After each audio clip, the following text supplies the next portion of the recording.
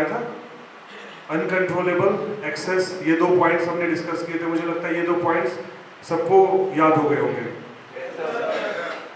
उसके अलावा हमने ये भी डिस्कस किया था कि हम पास्ट के बारे में ज़्यादा सोचते हैं या फ्यूचर के या प्रेजेंट के।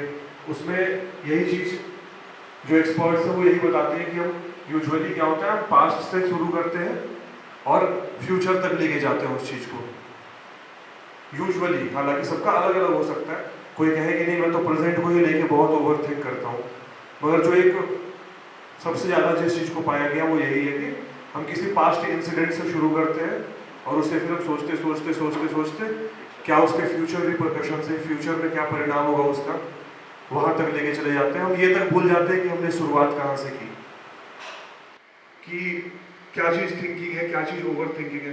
मेरी पढ़ाई से, मेरे काम से संबंधित कोई चीज़ है, अगर मैं हर रोज उसके बारे में सोच रहा हूँ, भले ही वॉल्यूम ज़्यादा है, मैं ज़्यादा सोच रहा हूँ, तो क्या वो ओवर थिंकिंग होगी?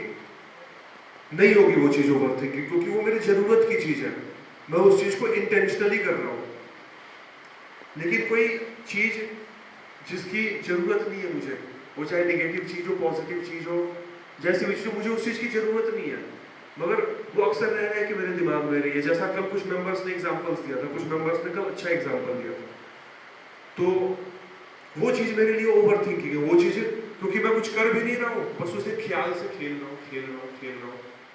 साथ में साल में ऐसे मौके होते होंगे जब वो ओवर थिंकिंग के फेज में जाते होंगे अपने काम को लेके या रिलेशनशिप को लेके, तो उनके माइंड में चिट चैट वाली जो माइंड चैटर वाला जो सिचुएशन है वो बनता होगा। ध्यान इस चीज़ का रखना चाहिए कि ये चीज़ जरूरत से ज़्यादा ना हो जाए, रेपिटेशन मोड में है, हर रोज आपके साथ यही चीज़ हो रही है, हफ्ते निकल गए, महीनों निकल गए, तब क्या ये हेल्दी है? तब ये हेल्दी हैबिट नहीं है।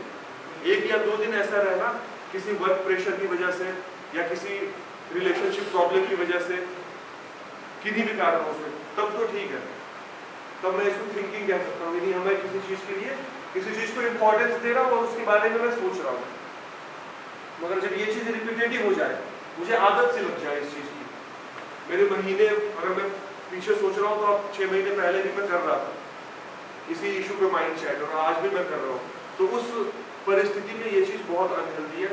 इस चीज़ की आदत लग जाए, क्योंकि ये चीज़ मेरे अंदर है, मेरे मन में है, इसको कोई दूसरा व्यक्ति सुलझा भी नहीं सकता है, और मैं बस खुद से बातें कर रहा हूँ, तो इस चीज़ को माइंड चैटर से एक्सप्लेन कर सकते हैं। मेरे मन के अंदर चीज़ों का चलना, मेरी खुद से बातचीत। हाँ हर्ष, इसमें जो इम्पोर्टेंट जो मैसेज दिया गया है वो ये है कि माइनर इशू है सर ये, और उसको हमारा माइंड ओवरड्राइव एग्जैजरेट कर देता है। बिल्कुल सही, वही तो होता है कि इशू मेजर है या माइनर है, वो एक एस्पेक्ट है। मेरा खुद से चिट चैट करने के हैबिट में जाना तो गलत है। इशू अगर मेजर भी है तो मैं उस इशू को रिजॉल्व करने में लगूं। अगर मेरे लाइफ में कुछ मेजर इशू है, कुछ मेजर प्रॉब्लम है, तो मैं उसका समाधान ढूंढूं, मैं उसका हल ढूंढूं।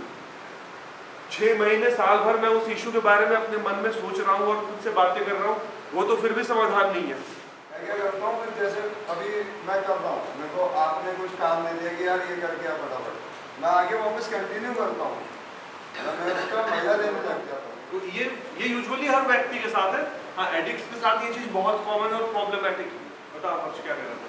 सर एग्जैक्टली ये कह रहा जो आपने कहा सर कि हम एडिक्ट्स जो होते हैं सर वो काफ़ी टाइम अकेले स्पेंड करते हैं, काफ़ी टाइम, इसीलिए हम काफ़ी एग्जैजरेट पे माइंड चैटर चलता है हमारा।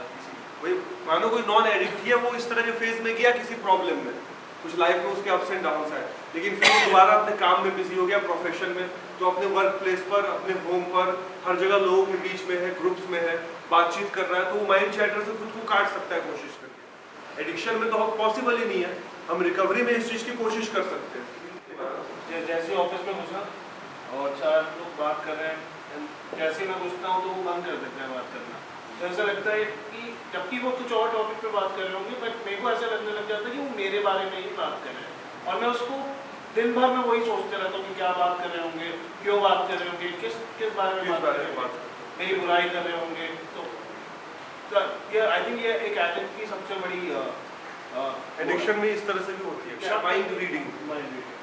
माइंड रीडिंग ही करते हैं आप बेसिकली, आप माइंड रीड करना चाहते हैं, जबकि वो मेरे बारे में बात नहीं हो सकता है ना करें। लास्ट लाइन देखो, in reality no one is paying as much attention to you as you think they are. ये तो है, ये प्रॉब्लम एडिक्शन के साथ ये प्रॉब्लम बहुत ज़्यादा है। चेक करने की सबसे बड़ी हाँ, क्योंकि हमारी हैबिट के चलते हमें लगता है कि नहीं, लोगों की तो नजरें हैं हम पे, लोग हमारे बारे में सोचते हैं तो पता नहीं क्या कह रहे हैं क्या नहीं। हम यूजुअली निगेटिव ही सोचते हैं। अगर अगला मेरी तारीफ भी कर रहा हो उस कोने में खड़े होके, तो मैं यही सोच रहा हूँ कि वो तो निगेटिव कह रहा है। केवल नशा, और इस तरह का नहीं सोच रहा कि मुझे कहीं जाना चाहिए, ठीक होना चाहिए, इस बीमारी से छुटकारा पाना चाहिए। तब आपकी वो एक पहले वाली बात है, ध्यान ये आती वाली है। बात नहीं लाएंगे अंदर। सर आपकी एक पहले वाली बात ध्यान आती है कि जब हम उस टाइम हमने नशा करा होता था तब उनसे बच के निकलते थे कि दूसरी गली से निकल जाएं। जो देखें नशा करने के बाद आप ये नहीं सोचते कि क्या सोच रहा है कोई, हमको कोई हाँ। परवाह नहीं है। हाँ। जब वही नशा उतरता है उतरता है तो that's when you start thinking, जब आप सोचते हो कि क्या सोच रहे होंगे। मैं तो 5-5 दिन घर से नहीं निकलता था ये सोच के कि मेरे नेबर्स में वो कैसे देखेंगे, कैसे रिएक्ट करेंगे, मेरा मम्मी से इतनी लड़ाई हुई है, क्या सोचेंगे मेरे में। 5-5 दिन मैं घर से नहीं निकलता। और बुरे हाल थे, बद से बदतर हालात मैंने अपने कर लिए। तब मैंने ये क्यों नहीं सोचा कि लोग मेरे बद से बदतर हालात के बारे में है क्या कहेंगे, और मैं अपने हालात ठीक कर दूं, है उस तरह ध्यान नहीं जाए। नहीं, मैं मेरे हालात ठीक कर लूँ, मैं रिहैब चला जाऊँ। आप में से मुश्किल से 10 से 15 लोग आएंगे भी नहीं। होता है रूमिनेशन का मतलब जुगाली करना होता है, और यहाँ पे वैसा कुछ जुगाली नहीं, यहाँ पर दिमाग की जुगाली है। शफा